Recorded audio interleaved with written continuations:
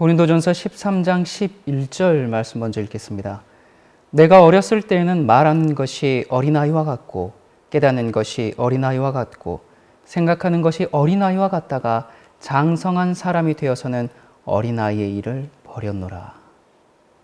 여러분, 지금 사도 바울이 무슨 얘기 끝에 이 말씀을 하셨는지 아십니까? 내가 어렸을 때는 그랬는데 이제는 그리스도 예수 안에서 장성한 사람이 되어서는 내가 어린아이의 일을 다 버렸다. 지금 그렇게 말하고 있어요. 그러면 그 어린아이의 일은 뭘까요? 그 앞절에 설명하고 있습니다. 너무나 잘 아는 말씀이죠. 13장 1절부터 7절입니다. 내가 사람의 방언과 천사의 말을 할지라도 사랑이 없으면 소리나는 구리와 울리는 꽹과리가 되고 내가 예언하는 능이 있어 모든 비밀과 모든 지식을 알고 또 산을 옮길 만한 모든 믿음이 있을지라도 사랑이 없으면 내가 아무것도 아니요 내가 내게 있는 모든 것으로 구제하고 또 내 몸을 불사르게 내어줄지라도 사랑이 없으면 내게 아무 유익이 없느니라.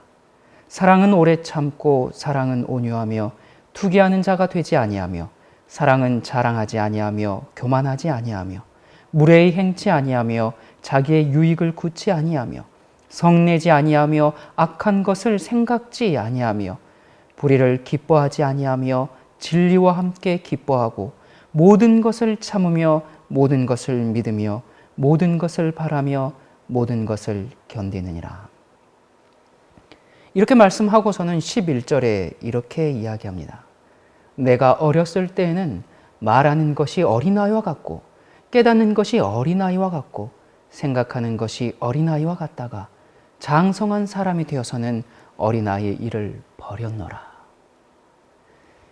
여러분, 여기 고린도전서 13장은 예수님께서 이 마태복음 5장, 6장, 7장에 나온 그 산상수훈과 같은 그리스도인 삶의 지침서입니다.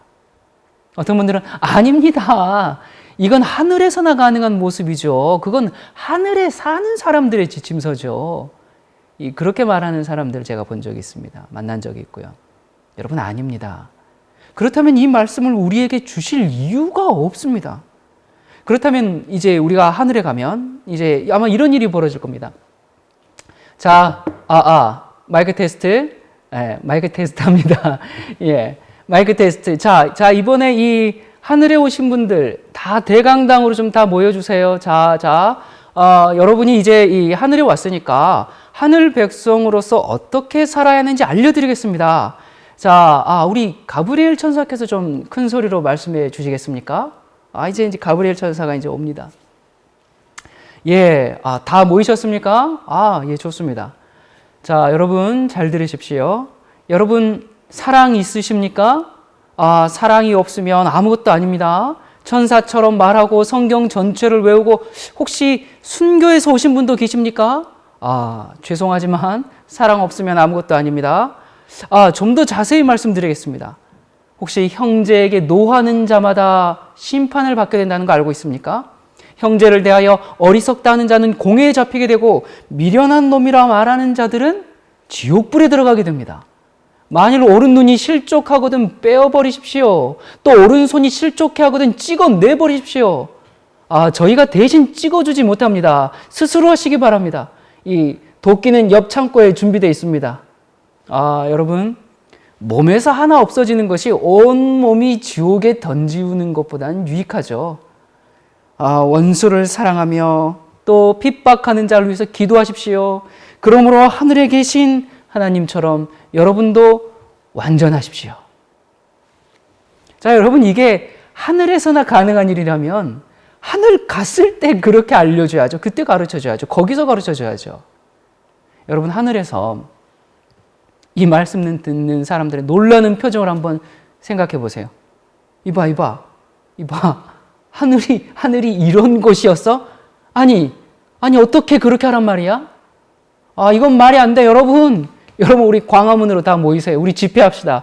이건 우리의 자유를 억압하고 이건 민주주의를 유린하는 이 말도 안 되는 일이에요. 자, 이 촛불도 모이고 태극기도 모이고 이 보수도 모이고 진보도 모이고 이거 다 모이십시오. 이건 우리가 힘을 합쳐야 됩니다. 자, 알바비는 혁명이 성공하면 드리겠습니다. 여러분, 이런 광경이 벌어지지 않겠어요? 여러분, 이 말씀은 하늘이 아니라 이 땅에 있는 우리에게 주신 말씀입니다. 여러분, 우리 부모님들이 자녀들에게 얘야, 너 이렇게 살아야 한다. 그렇게 하면 안 돼. 이런 말씀들을 왜 하십니까?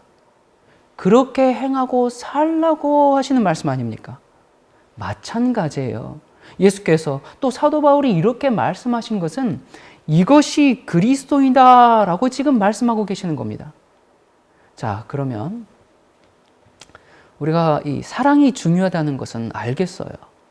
그런데 이 사랑이라는 단어가 조금 추상적이에요. 자, 그래서 오늘 이 시간에는 이 사랑이라는 것이 무엇인가, 우리가 어떻게 사랑을 실천할 수 있는가, 그래서 좀 더 실체화해보는 이야기를 좀 나누고 싶습니다. 우리가 그리스도인으로서 어떠한 삶의 원칙을 가지고 살아야 하는지 그 실제적인 방법들에 대해서 좀 말씀을 나누려고 합니다. 뭐 이것하고 저것하고 제가 그런 걸 말씀드리려고 하는 게 아니고요.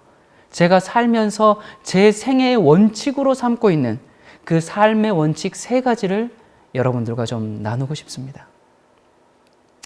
첫 번째는 겉으로 드러난 말이 아니라 그 사람의 동기를 선하게 이해해 주는 것입니다. 그냥 이해하는 것이 아니라 선하게 이해해 주는 것입니다. 사무엘상 16장 7절에 여호와께서 사무엘에게 이르시되 그 용모와 신장을 보지 말라. 내가 이미 그를 버렸노라. 나의 보는 것은 사람과 같지 아니하니 사람은 외모를 보거니와 나 여호와는 중심을 보느니라. 여러분, 하나님께서 사람의 중심, 그 사람의 동기를 봐주시는 것처럼 우리도 그런 시각을 갖게 되기를 바랍니다. 저도 그렇지만 이 대부분의 사람들이 자신의 생각을 잘 표현하지 못해요. 말할 줄을 모릅니다. 여러분, 제가 이렇게 설교하고 하니까 말을 잘하는 것 같지만 제가 사석에서는 거의 말이 없습니다. 아마 저를 잘 아시는 분들은 잘 알 거예요. 거의 말이 없어요. 그냥 가만히 있습니다. 저도 참 말할 줄을 몰라요. 어떤 사람들을 보면 참 달변가들이 있어요. 그냥 술술 얘기들이 막힘없이 나와요. 여러분, 그런 사람이 모임 가운데 있으면 지루하지도 않고 어색하지도 않고 참 좋은 은사를 지녔죠. 그런 사람이 참 너무 부럽습니다. 정말 분위기 메이커예요. 그런데 이제 때로는 그게 정제돼서 나와야 하는데 때로는 막 나와버리니까 또 문제가 좀 되기는 하죠. 아무튼 말이 많은 사람이든 또 말이 없는 사람이든 그런 것과는 상관없이 사람들이 말할 줄을 모릅니다. 이게 무슨 말인가? 이 말할 줄 모른다는 것은 자기의 생각, 자기의 그 뜻하는 바, 그것을 전달하는 능력이 부족하다는 겁니다. 그러니까 사람들이 상대방에게 상처를 주지 않고 어떻게 부드럽게 얘기를 해야 할지 모른다는 겁니다. 자기는 얘기를 다 했는데 상대방은 전혀 못 알아들었어요. 여러분, 많은 경우에 우리가 어떤 얘기를 딱 해놓고는 후회하는 경우가 있죠. 내가 이렇게 얘기하려고 아닌데, 이렇게 후회하는 일 여러분 없으십니까? 또 때로는 분명히 나는 이렇게 말해야지라고 딱 생각했는데 나오는 단어와 표현들은 전혀 제가 생각지 않았던 말들이 나오는 경우들이 있어요. 그러면서 이 단어를 내가 쓰려고 한 게 아닌데 왜 이게 튀어나와 버렸지? 그냥 이런 경우들 참 많지 않습니까? 내 의도는 그게 아닌데 지혜롭지 못하고 세련되지 못하게 말을 하는 경우가 참 많습니다.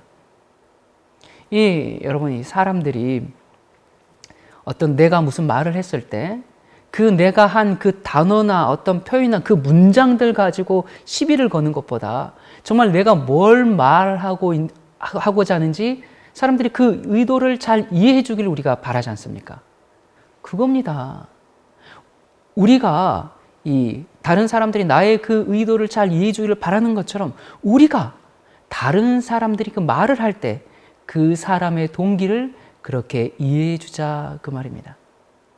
여러분, 제가 이제 어떤 회의를 하거나 사람들과 대화를 하다 보면 정말 거칠게 표현하는 사람들이 있습니다. 막 따지듯이 말하는 사람들이 있고요.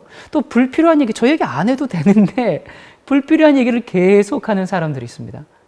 제가 그때 속으로 이 사람이 왜 이래? 왜 이렇게 말을 함부로 해? 그런 생각을 갖게 되면 제 마음속에 문제가 생겨버려요.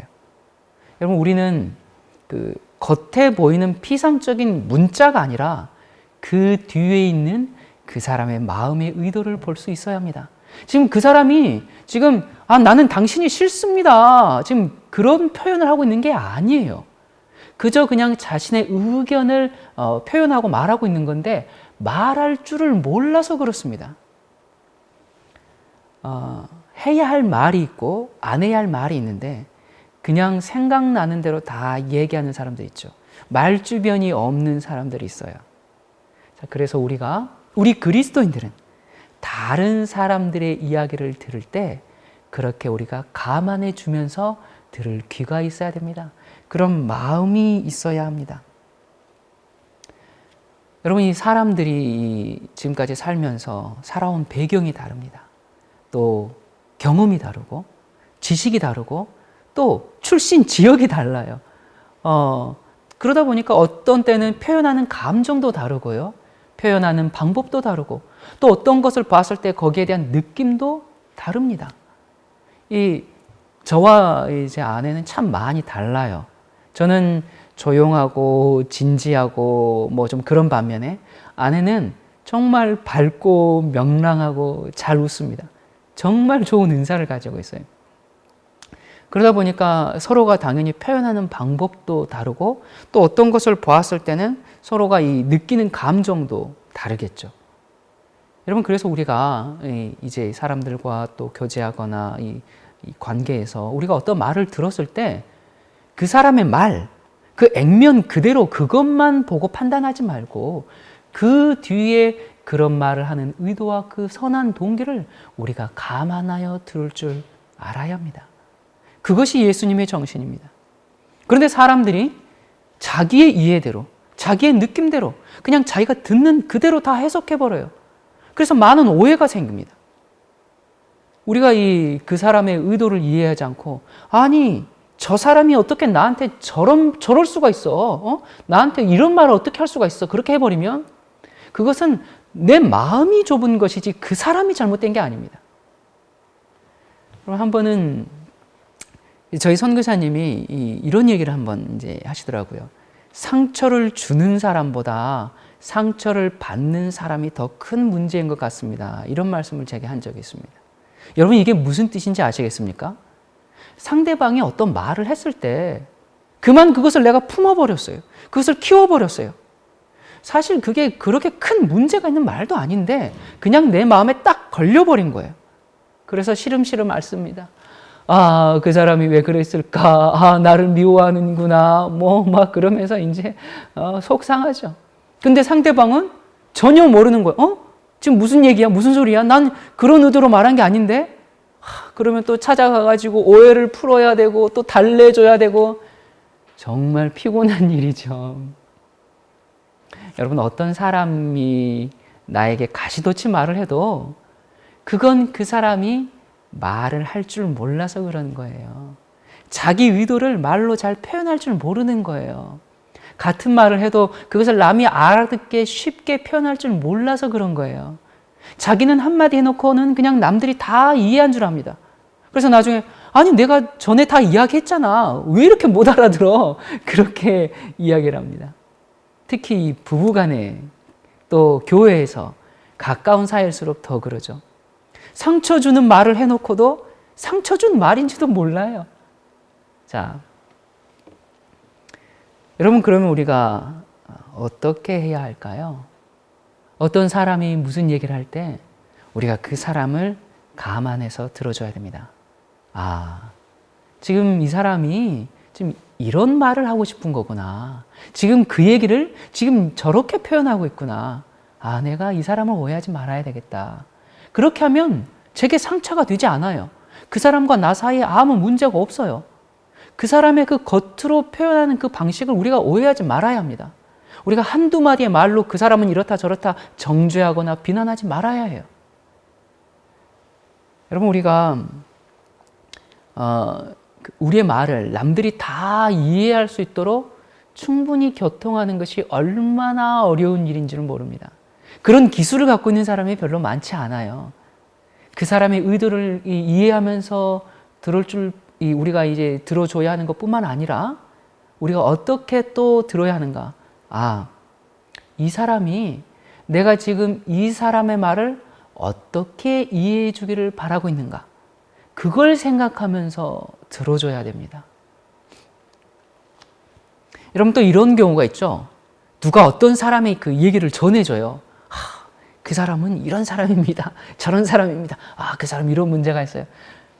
여러분 그러면 우리가 쉽게 동요돼서는 안 됩니다. 이 남을 칭찬하는 말은 발이 달렸는데 남을 험담하는 말은 날개가 달렸어요.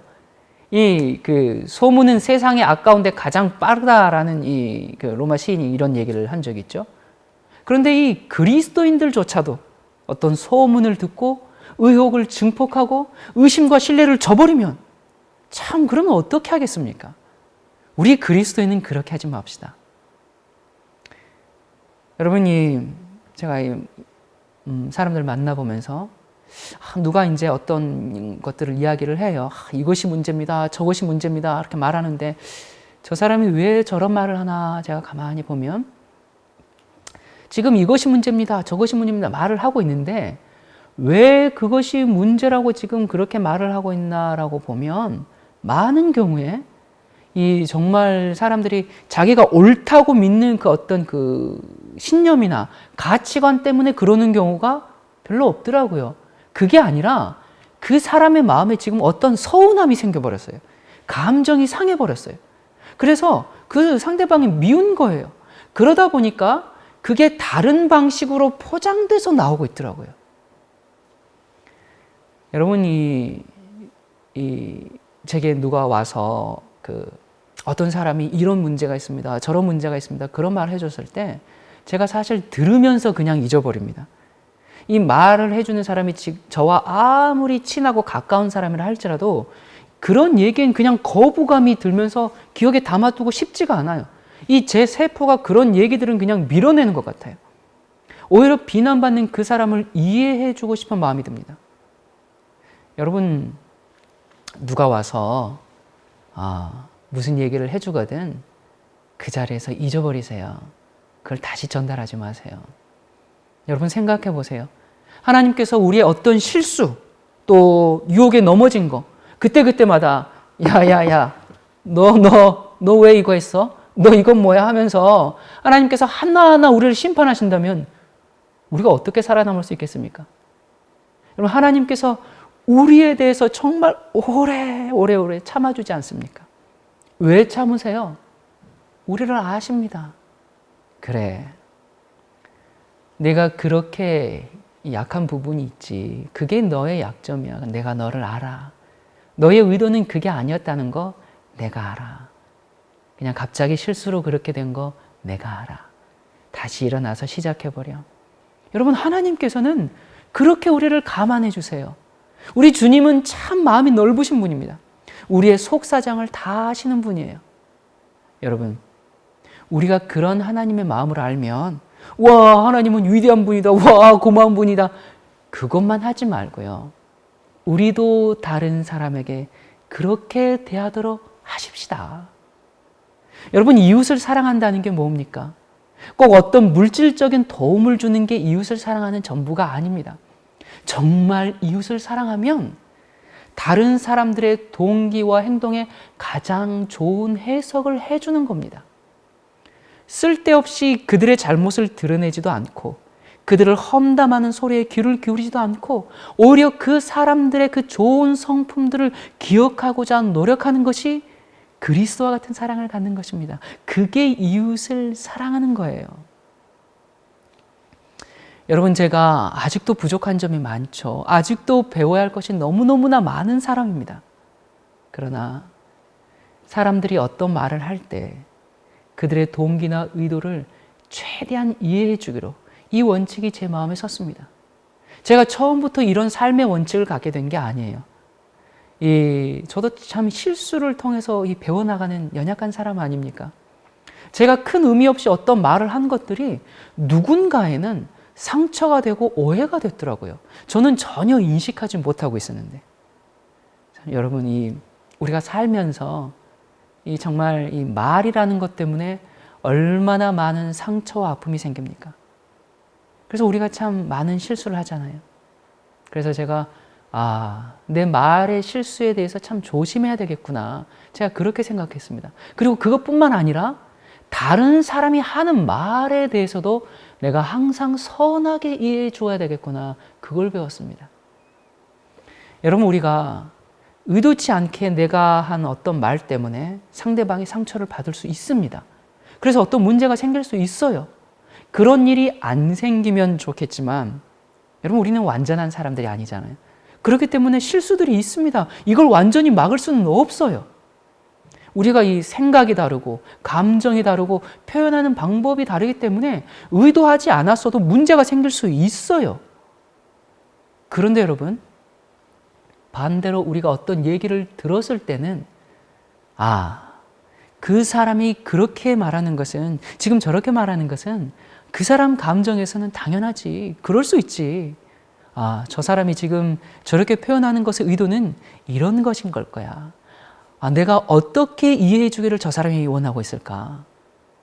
여러분, 우리가 100번 무슨 얘기를 들어도 100번 그렇게 감안해 주면서 생각할 수 있습니다. 그게 예수님의 마음이에요. 그러니까 내가 자유한 거예요. 우리가 한두 마디의 말로 그 사람을, 상대방을 판단하지 말고 몇 마디의 말로 속상해하지 말도록 하십시다. 두 번째, 제 삶의 원칙으로 삼고 있는 것은 나의 생각을 사로잡아 그리스도께 복종시키는 것입니다.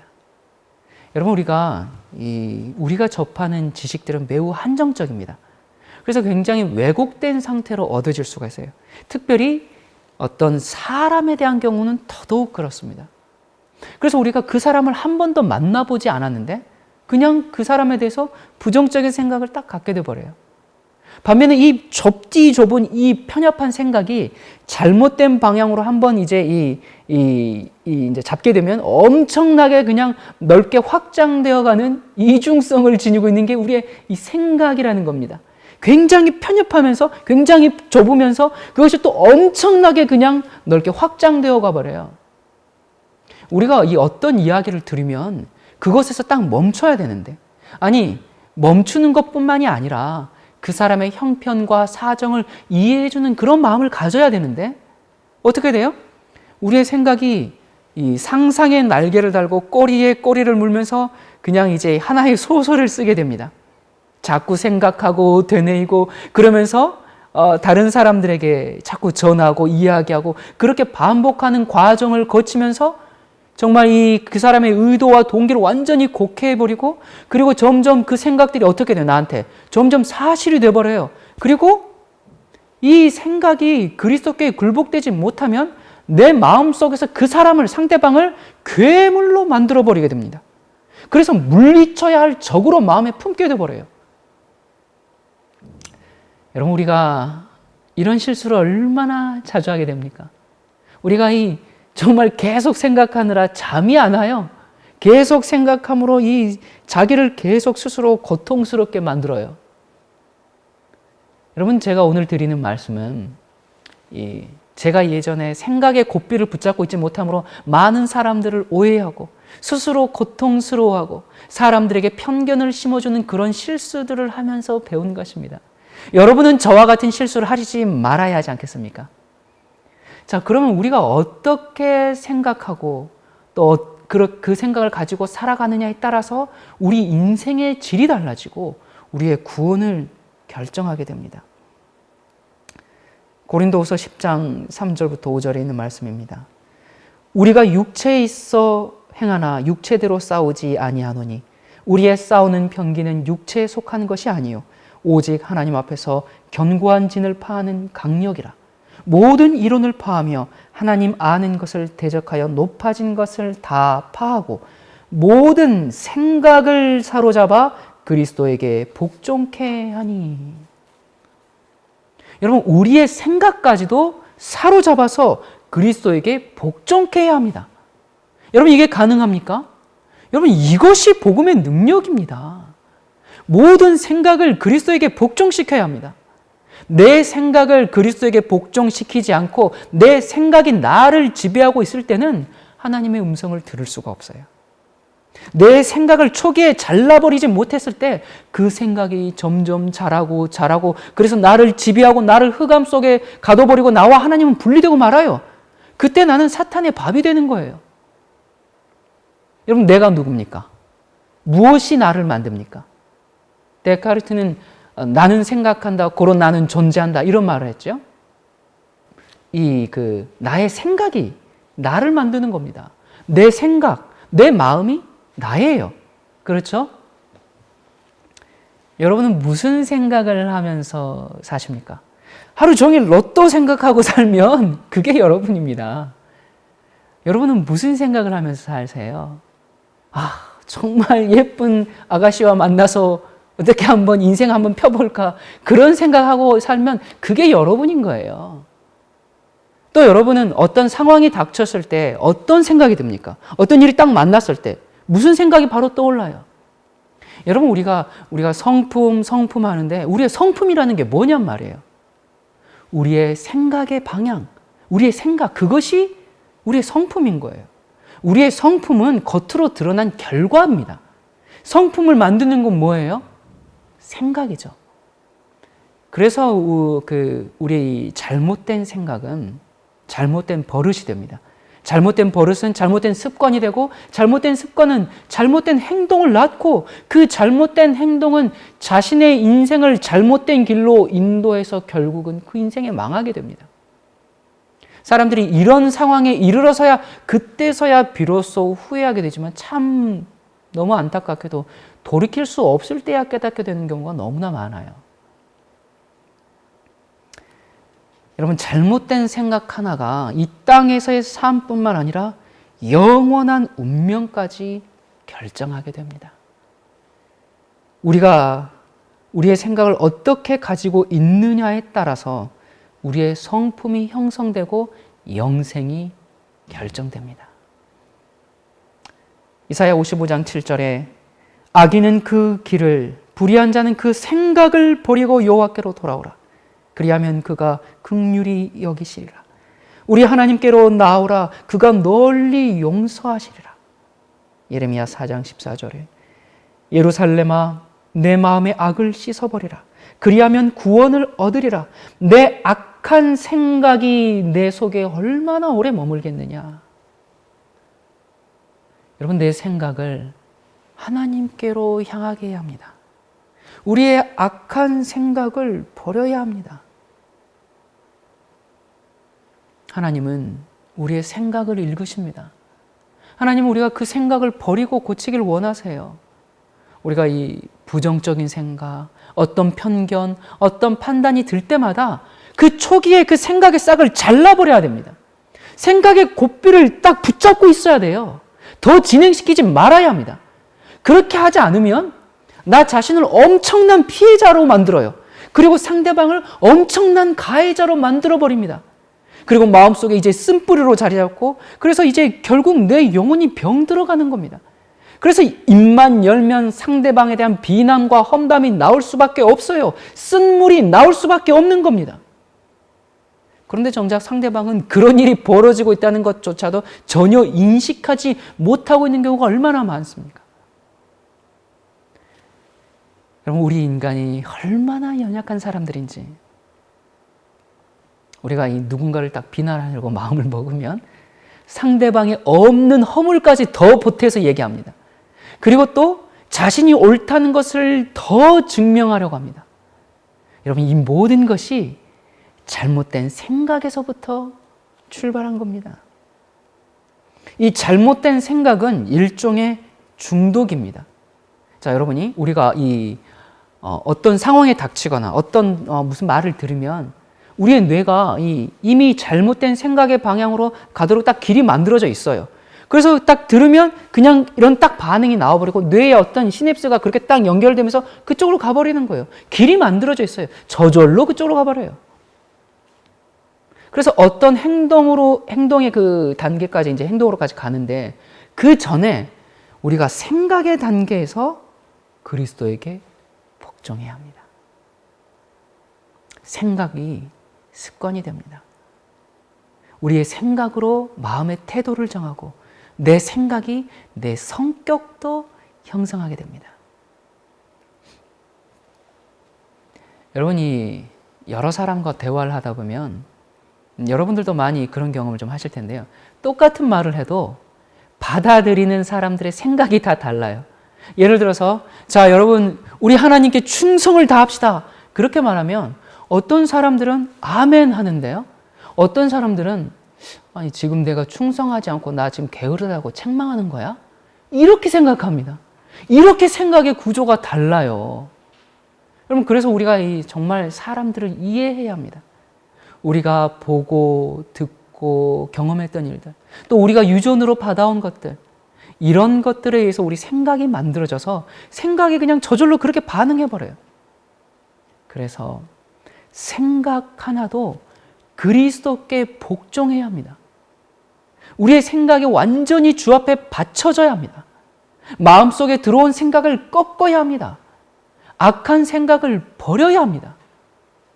여러분 지금 혹시 어떤 생각이 계속 지금 꼬리에 꼬리를 물고 지금 막 이렇게 지금 그 사람이 왜 그랬을까 지금 막 계속 생각하고 계십니까? 마음이 괴롭죠. 고통스럽죠. 그런데 이 고통이 어디서부터 왔는가? 잘못된 생각의 결과입니다. 여러분 어떤 것에 어떤 그 상황에 대해서 내가 내린 그 판단 때문에 생긴 거예요. 많은 경우에 고통을 만들어서 받는 경우가 있습니다. 여러분 사실 우리가 우리의 이 고통의 이유들 한번 가만히 생각해 보세요. 혹 내 생각의 소산물들이 아닙니까? 그렇다면 그 판단을 제거해 보세요. 그러면 고통이 사라질 수가 있습니다. 우리는 너무나 쉽게 다른 사람들을 판단하고 정죄합니다. 그게 다 우리의 과거의 경험이나 또 우리가 이 배양된 습관에서 나오는 거예요. 그렇기 때문에 나의 모든 판단을 그리스도께 복종시켜야 됩니다. 악한 생각으로 가득 차 있으면 성령께서 들어오실 공간이 없습니다.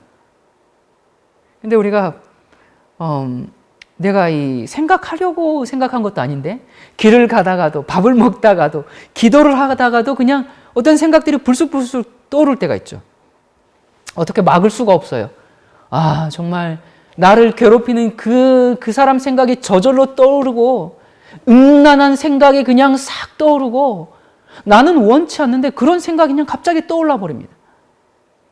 우리가 과거에 잘못 살아오면서 우리의 뇌에 그 저장된 것들이 내 의지는 원치 않는데 시도 때도 없이 막 올라오는 거예요.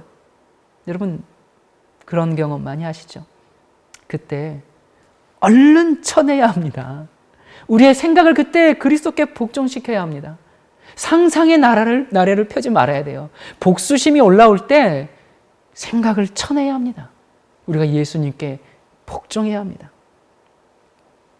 우리가 어떻게 생각을 지키고 어떻게 생각을 그리스도께 복종시킬 수 있는가? 어떻게 해야 되는가? 여기 시편 119편 15절 16절 말씀. 내가 주의 법도를 묵상하며 주의 도에 주의하며 주의 율례를 즐거워하며 주의 말씀을 잊지 아니하리이다. 참 좋은 말씀입니다. 너무너무나 좋은 말씀이에요. 정말 이렇게 하고 싶은 정말 소원이 되는 말씀이에요. 여러분 말씀으로 생각을 지켜야 합니다.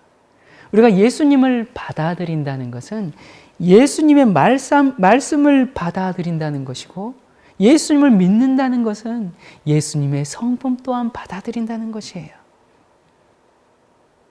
여러분 우리의 그 오해된 생각, 잘못된 생각 하나, 그 하나가 엉뚱한 결과를 가져오는 것을 우리가 경험하지 않습니까? 교회 내에서, 가족들 간에, 이웃 간에 다 생각의 방향을 어디로 흘러가게 뒀느냐에 따라서 싸움이 되고 분열이 되지 않습니까? 생각까지도 그리스도께 복종케 합니다. 오 그리스도 87페이지 이런 말씀이 있습니다. 예수님 안에는 사탄의 궤변에 반응한 것이 조금도 없었다. 그는 죄를 짓기로 동의하지 않으셨다. 그는 생각으로라도 시험에 굴복하지 않으셨다. 그리고 이어지는 말씀이 우리도 그렇게 할 수 있다. 여러분 아멘입니까? 아멘입니다. 우리도 그렇게 할 수 있다. 그리스도의 인성은 신성과 연합되었다. 여러분 우리도 우리의 인성이 신성과 연합하면 그렇게 할 수 있습니까? 아멘입니다. 그는 성령의 내재하심으로 투쟁할 태세가 갖추어져 있었다. 그리고 그는 우리로 신의 성품에 참여하는 자가 되게 하시기 위하여 오셨다. 우리가 믿음으로 그와 연합하고 있는 한 죄는 더 이상 우리를 지배하지 못한다. 아멘. 아멘 아닙니까? 하나님께서는 우리 안에 있는 믿음의 손을 인도하여 그리스도의 신성을 굳게 붙잡게 함으로 우리로 완전한 품성을 얻게 하시려고 하신다. 여러분 이것이 복음의 능력입니다. 여러분 제가 오늘 드리는 말씀은 긍정적인 생각을 하십시오. 아름다운 생각을 하십시오. 그런 얘기가 아니에요. 그런 얘기는 저 말고도 많은 사람들이 합니다.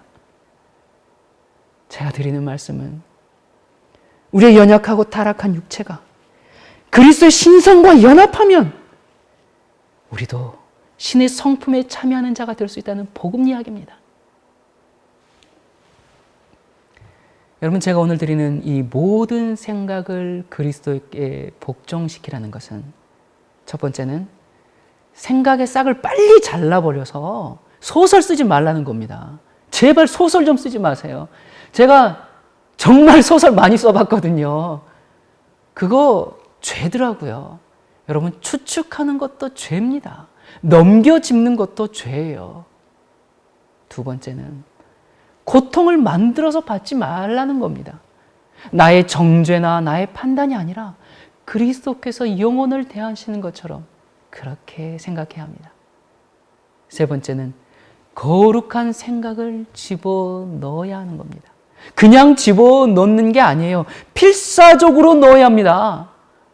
악한 생각은 그냥 내버려두면 나가지를 않아요. 거룩한 생각을 집어넣어야 나가는 겁니다.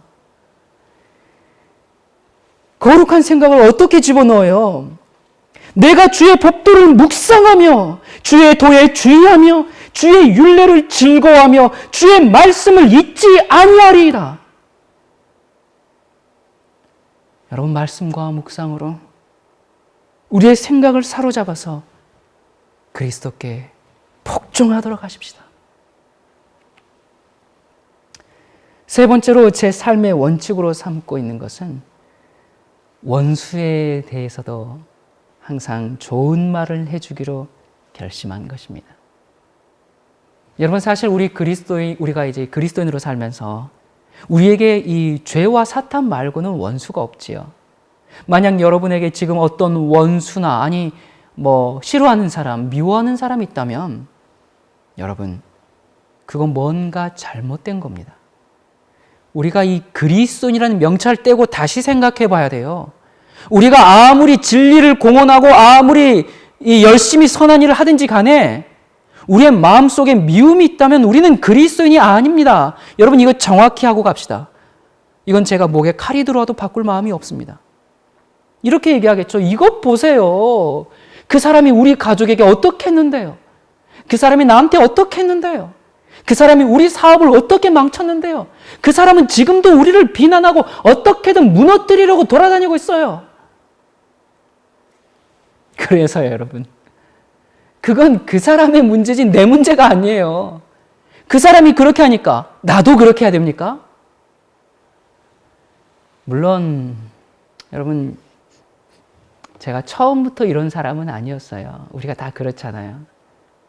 우리가 그리스도인이다 보니까 대놓고 욕은 못해도 어떻게 합니까? 은근히 하잖아요. 은근히 험담하잖아요. 세상 사람들은 어때요? 막 그놈 저놈 나쁜 놈 하면서 막 욕을 해야 되는데 우리는 체면이 있으니까 은근히 해요. 은근히 하다 보니까 세상 사람들보다 더 교활해요. 은근히 하는 데는 아주 도가 텄어요. 여러분 교회에서 은근히 남 험담하기 콘테스트 하면 누가 1등 할까요? 혹시 여러분 주변에 그런 사람이 있습니까? 여러분, 그렇다면 더 이상 들어줘서는 안 됩니다. 왜 그 사람이 자꾸 그렇게 하는가? 들어주기 때문에 자꾸 그렇게 하는 거예요. 그건 그 사람도 죽고 여러분도 같이 죽는 거예요. 여러분, 제가 주님 앞에서 얼마나 큰 죄인인지 정말 봐도 끝이 없는 그 죄인의 모습을 보다 보니까 제 속에 있는 죄가 다 녹아서 없어져 버렸습니다. 이게 지금 또 이 말에 오해하지 마세요. 손 목사가 자기는 죄가 없대. 자기는 죄 안 짓는데 지금 그 얘기 아닙니다. 여러분, 그러지 마세요. 하나님을 죽이게 한 그 죄가 너무너무나 싫어서 내 속에서 이 죄가 녹아서 사라져버리는 그 경험을 어떻게 말로 설명할 수가 없네요, 제가 지금. 손 목사는 죄가 뭔지 몰라서 저렇게 얘기하는 거야. 좋습니다, 여러분. 뭐라고 해도 좋습니다. 하나님과 저 사이에 있는 이 경험을 제가 어떻게 다 설명하겠습니까? 하나님은 저를 아십니다. 그리고 저도 제가 의뢰하는 하나님을 압니다. 제가 부족한 사람인가? 너무너무나 부족한 사람이죠. 연약한가? 너무너무나 연약해서 실수가 많은 사람이에요. 그러나 하나님과 저 사이에 막힌 담이 허물어져 버렸을 때 그저 모든 사람이 불쌍하게 보여요. 긍휼과 연민의 마음을 갖게 되고 정말 하나님의 마음을 갖게 되더라고요. 다 이해가 돼요. 다 축복해주고 싶어요. 그 사람이 지금도 우리를 욕하고 다닌다고 해도 괜찮아요. 한 번은 제가 어떤 사람과 대화를 하다가 참 우리를 이제 힘들게 했던 사람이 있는데 제가 그 사람을 계속 옹호해주는 발언을 하니까 몹시 불쾌하다고 막 뭐라 하더라고요. 여러분, 제가 그 얘기를 들었을 때 속으로 굉장히 기뻤습니다. 왜 기뻤는지 아십니까? 내가 원수에 대해서도 항상 좋은 말을 하겠다는 그 원칙을 잘 실천하고 있구나. 또 한 번은 어떤 분이 이제 저희를 비난하고 있는 분의 입장을 대변해서 저한테 이러는 거예요. 이건 이렇다고 하던데요. 왜 그렇습니까? 저거 왜 그렇습니까? 그거 잘못하고 있는 거 아닙니까? 이렇게 하고 저렇게 해야 하지 않습니까? 막 이런저런 얘기를 하더라고요. 물론 이분은 양쪽을 잘 화해시켜서 정말 그런 마음으로 그렇게 말씀하신 거 제가 너무나 잘 알죠. 그런데 여러분, 그렇게 한다고 화해가 됩니까? 안 그래요. 오히려 이 설명해 준 그 말 때문에 또 문제가 생겨요. 그래서 제가 그랬습니다. 형제님, 지금 형제님이 하시는 말씀에 제가 다 답변 드릴 수 있습니다. 그런데 제가 그거 하고 싶지가 않습니다. 제가 그것들을 설명하다가 혹시나 그분들이 잘못됐다고 말하게 될까 봐 염려가 됩니다. 그분들도 하나님을 섬기는 분들이고 신실한 분들입니다. 그러니 형제님께서 하나님께 기도하시고 스스로 분별하시기 바랍니다. 제가 그랬습니다. 어떤 분들은 그래도 아닌 건 아니고 맞는 건 맞다고 설명해 줘야 하지 않습니까? 기만당하고 미혹당한 사람들을 건져줘야 하지 않습니까? 그렇게 말할지 모르겠어요. 네, 그것도 맞지요. 제가 그것이 잘못됐다고 말하지 않겠습니다. 그런데 저는 그거 하고 싶지가 않네요. 여러분, 이사야 53장에 예수님에 대해서 그가 곤욕을 당하여 괴로울 때에도 그 입을 열지 아니하였으며 마치 도살장으로 끌려가는 어린 양처럼 그 입을 열지 아니했다라고 했습니다.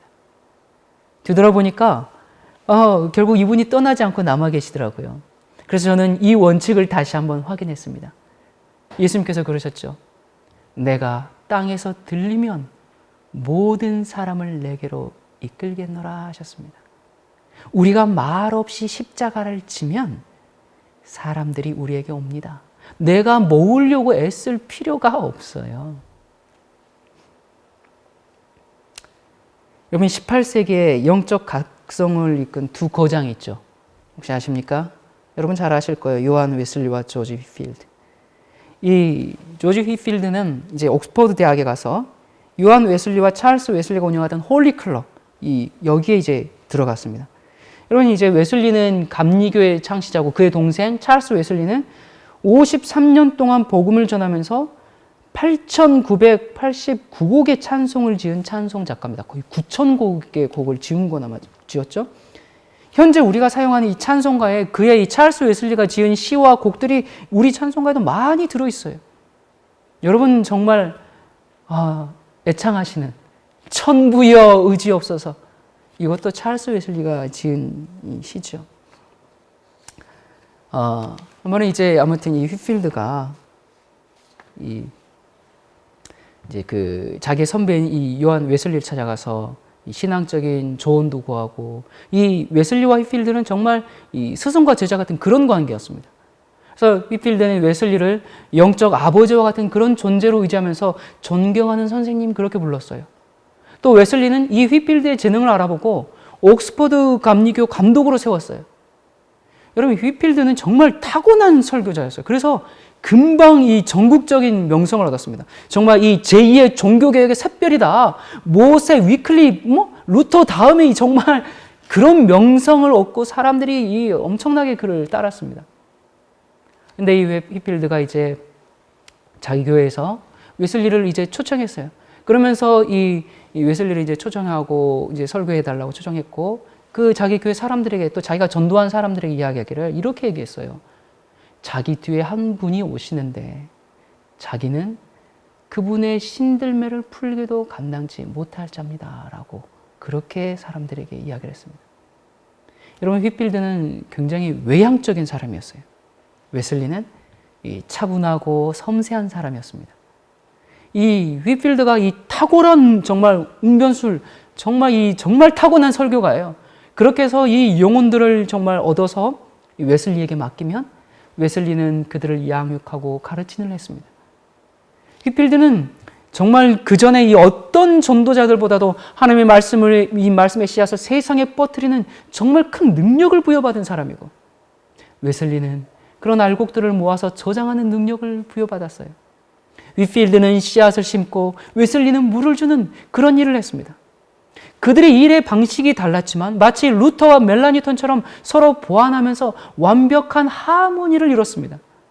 이런 정말 사역의 동반자로 협력했어요. 자, 그러다가 이 휘필드가 이제 복음을 전하기 위해서 1739년에 영국을 떠나서 미국으로 갈 때 이제 이 자기를 따르는 많은 사람들을 다 웨슬리에게 맡기고 갔어요. 그랬는데 불과 2년 뒤인 1741년 초에 영국으로 돌아온 그때의 상황에 대해서 휘필드가 이렇게 글을 썼습니다. 내 영적 자녀들 가운데 많은 이들이 나를 만나거나 내 설교를 듣거나 최소한의 지원도 하지 않았다. 오히려 어떤 이들은 하나님이 속히 나를 멸하시리라는 협박 편지를 써보냈다. 여러분, 무슨 일이 일어났을까요? 휘필드가 전도한 그 영적인 자녀들을 웨슬리에게 다 맡기고 갔는데 그들이 지금 휘필드에게 지금 뭐라고 얘기하는 거예요? 하나님이 속히 너를 멸하실 것이다. 그런 저주의 말을 하고 있어요. 도대체 무슨 일이 벌어진 것일까요? 여러분, 휘필드는 이 예정론자가 아니었습니다. 그런데 이제 미국으로 가는 배 안에서 칼빈주의 저서들을 읽기 시작한 거예요. 그리고 미국에 도착해서 열정적인 칼빈주의 사람들과 접촉하는 이제 과정들을 겪으면서 그가 그의 생각을 굳히게 됩니다. 야, 휘필드의 이런 전향은 정말 이 웨슬리 형제를 정말 근심시키기에 충분했죠. 이 두 지도자 사이에 발생한 이 신학적인 논쟁은 뭐였냐면, 하나님이 사람의 영원한 운명을 작정하셨는가에 대한 이 예정설에 대한 문제, 그리고 인간은 완전하게 될 수 있다라는 이 완전에 대한 문제였습니다. 이 웨슬리는 이 칼빈의 가르침이 운명주의를 가르치고 또 신자들에게 좀 더 거룩해 지려는 그런 열심을 뺏어가는 것을 굉장히 염려했어요. 특히 하나님이 어떤 사람들은 멸망시키기로 작정하셨다, 그걸 도무지 용납할 수 없는 그런 이론이었습니다. 반대로 휘필드는 칼빈의 은혜론을 변호하면서 웨슬리를 비판하는 글을 썼고, 웨슬리도 값없이 베푸시는 은혜라는 그런 책을 펴냄으로써 논쟁은 극에 달했습니다. 이 두 지도자 사이에 아주 심각한 이제 이 신학적 논쟁이 발생해 버렸어요. 이때 정말 이 1740년경 이때 이 유학이 정말 감리교 운동은 돌이킬 수 없는 두 진영으로 분열되게 되는 일이 되어버렸습니다. 휘필드가 이제 영국에 돌아왔을 때 이 찰스 웨슬리가 그래도 휘필드가 영국에 왔으니까 다시 정말 마음을 합할 줄 알고 웨슬리의 본부에 와서 설교해달라는 초청을 했습니다. 자, 왔어요, 휘필드가. 그리고 이제 설교를 합니다. 그런데 그 설교에서 휘필드가 아주 단호하고 아주 공격적인 자세로 예정론에 대해서 설교를 한 거예요. 온 회중이 이 경악을 했습니다. 그 옆에 앉아있던 이 찰스 웨슬리의 심정이 어떻겠습니까? 결국 이제 이 휘필드의 추종자들이 이 웨슬리 교회 근처에 교회를 세우고 그러면서 웨슬리 교회와 이제 경쟁을 벌이기 시작하네요. 사실 이 두 지도자들보다 이 두 사람의 그 추종자들이 그 지도자들보다 더 당파적인 모습을 드러난 때가 더 많았습니다.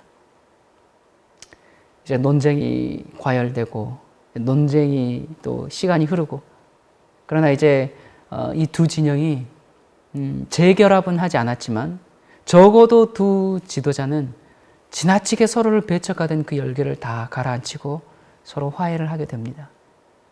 휘필드는 웨슬리의 교회가 자리 잡고 있는 그 지역에 칼빈파 예배당을 짓지 않았고 웨슬리도 그렇게 했습니다. 휘필드가 죽게 되었을 때 찰스 웨슬리는 정말 고귀한 만가를 써서 그에게 줬고 또 휘필드의 요청에 따라서 그의 장례 설교는 요한 웨슬리가 했습니다. 한 번은 요한 웨슬리의 가르침을 이제 심하게 비판하던 이 휘필드에게 사람들이 물었습니다.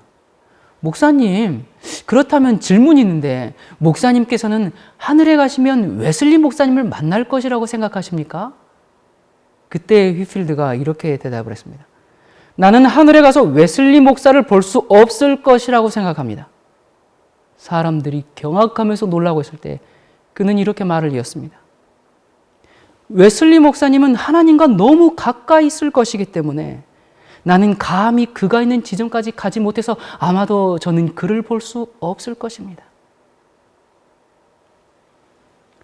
여러분, 이게 우리가 가져야 할 정신이고 삶의 원칙입니다. 오늘 저는 제 삶의 원칙으로 삼고 있는 3가지를 말씀드렸습니다. 사실 더 많은 원칙들이 있죠. 더 숭고하고 더 고결한 원칙들이 있습니다. 하지만 제가 하지도 못하는 것을 남에게 하라고는 말할 수 없지 않습니까? 첫 번째는 겉으로 드러난 말이 아니라 그 사람의 동기를 선하게 이해해 주도록 하십시다. 그냥 이해해 주는 것이 아니라 선하게 이해해 주도록 합시다. 두 번째는 나의 생각을 사로잡아 그리스도께 복종시키도록 하십시다. 소설 쓰지 말고 상상의 나래를 펴지 말고 생각의 고삐를 붙잡도록 합시다. 세 번째는 원수에 대해서도 항상 좋은 말을 아끼지 않고 하는 우리가 되도록 하십시다. 그것이 우리의 성품입니다. 여러분, 오늘 설교는 한 번으로 그치지 마시고요. 자주 들어서 여러분의 삶의 원칙으로도 삼게 되기를 바랍니다. 저도 이 원칙을 잊어버리지 않고 더욱 실천하겠습니다. 우리가 이러한 그리스도의 사랑을 실천할 수 있도록 매일 주님께 간구함으로 그 기도가 응답받는 삶이 되기를 간절히 바랍니다. 기도하겠습니다. 사랑이신 하나님 아버지, 저희는 사랑이 없는 사람들입니다. 주님의 아름다우신 성품을 볼 때 더욱 주님을 닮고 싶고 주님을 따라가고 싶습니다. 주님이 어떠한 분이신지 저희에게 알려주시옵소서. 저희를 깨우쳐 주시옵소서. 주의 법도를 항상 되새기며 주의 교훈을 신중히 살피며 주의 법을 기쁨으로 삼고 주의 명령을 잊지 않기를 소원합니다. 그래서 주님의 형상을 반사하는 저희가 되게 해주시옵소서. 사랑이신 예수님의 이름으로 간절히 기도드립니다. 아멘.